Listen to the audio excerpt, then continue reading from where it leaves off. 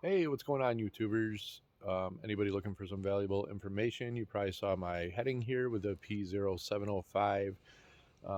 It's probably related to numerous Toyotas, not only a Tacoma, maybe an FJ Cruiser, maybe a 4Runner, something along those lines. So I did I did get this code after I took it for a little bit of a woods ride, and I was splashing through some puddles and things like that. So anyway, hopefully this will help you out. I'm gonna make it real quick, and I'm gonna get to the point.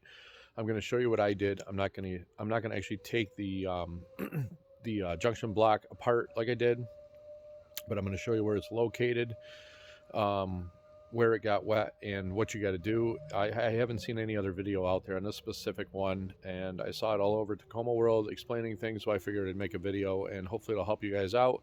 If it does help you out, throw me a like. Even if I don't look good, throw me, maybe subscribe for more stuff, more content. I'm no Whistle and Diesel, but I try to make some more content out here and something just to help you guys out or anybody out. So without further ado, I'm going to spin around and I'll get to the point. So here it is. It's my 2011 Toyota Tacoma with the p0705. It's like park, reverse, neutral drive. I think it's signal circuit A.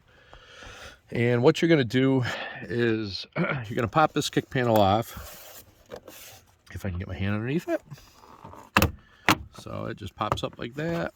There's no like screws or anything like that. Pop that off there, get that out of the way. And then we've got this little foot bolster here. I got to grab onto that, give it a little yank, and it should pop right up. I'll get that out of the way. And let's see, you got a little knob in here. You have to pull on this other panel here, and without, I believe you can actually just give it a yank and it should just pop right off there. There it is. So you got that, and it pops off there. So what we have here, and I'll show you the outside underneath the hood. So down here we've got, if I can get in here right with the camera and focus so you guys can see, it's only a cell phone, but so this white little junction block right there, don't mind the black box, that's a trailer wiring, or that's a trailer control for my trailer brakes when I tow a trailer once in a while. So this junction block right here, you've got a plug in the front, 2 plugs in the front, 2 plugs in the back. And like I said, I'm not going to actually pull it out of here. I already did it. It's easy to pull out. There's a little tab right on the top. You just stick a screwdriver in on top of the blue thing, pop that out of there after you unplug all 4 connectors, little tabs on them, easy enough. And what you're going to want to do is there's also, you got 4 little terminals here, 1, 2, and there's going to be 2 on the other side. And all you're going to want to do is you're going to want to split it open, and you're going to want to take care, carefully pull it apart, and what it's going to expose is all these pins to these plugs.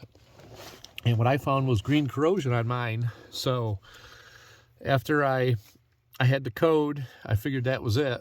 I also want to tell you it is a permanent code. So this code will not clear if you unhook the battery, or if you try to clear it with a scan tool, which I tried to do. There's certain driving criteria and things you have to do so that the code will clear. So I basically drove 15 miles above 40 miles an hour, and the code did clear on mine. So again, if you do fix this issue and clean up the corrosion on the terminals, take it for a good drive, and that should, if the problem's fixed, it should clear the code. Again, there's probably other things that lead to this. I've got an amp wire, I've got some LED light wires, I've got stuff like that. So what happens, and I'm going to turn around, I'm going to go outside the underneath of the hood here.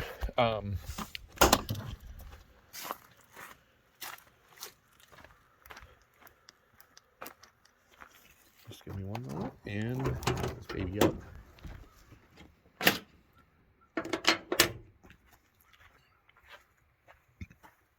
So right down inside here is your main wiring harness. There is actually a bulletin if you go on Tacoma World also.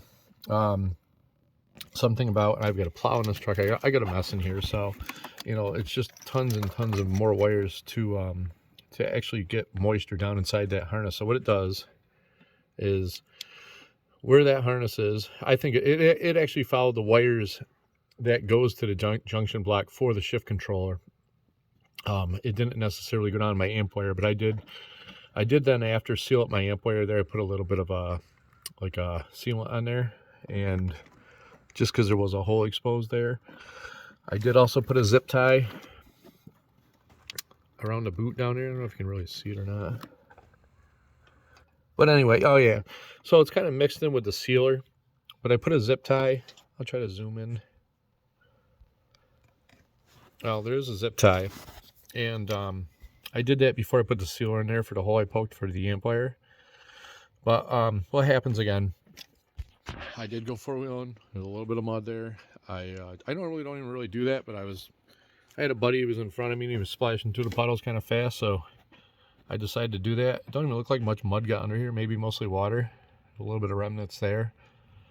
And I think, I do wash under the hood and things like that, so I think what leads to it is just all the water intruding into this harness, running down the wires, and getting to that junction block. If you catch it early, you're lucky too. There is a bulletin about replacing like a $900 harness, which is basically the whole engine harness that goes through the firewall. And I wouldn't want the labor on it. It's like 6 to 8 hours as it was back in 09.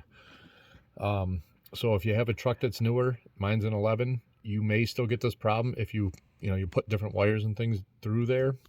But again, just put a zip tie around your garment, seal any holes, and maybe not go so fast through the puddles. If you want to keep problems down. It did make my transmission shift hard from first to second. It had a delayed shift from reverse to drive, and of course I always think worst case scenario, but luckily it was an easy fix. And anyway, I hope this helps somebody out, whether it's a Tacoma, an FJ, a 4Runner. Thanks for watching.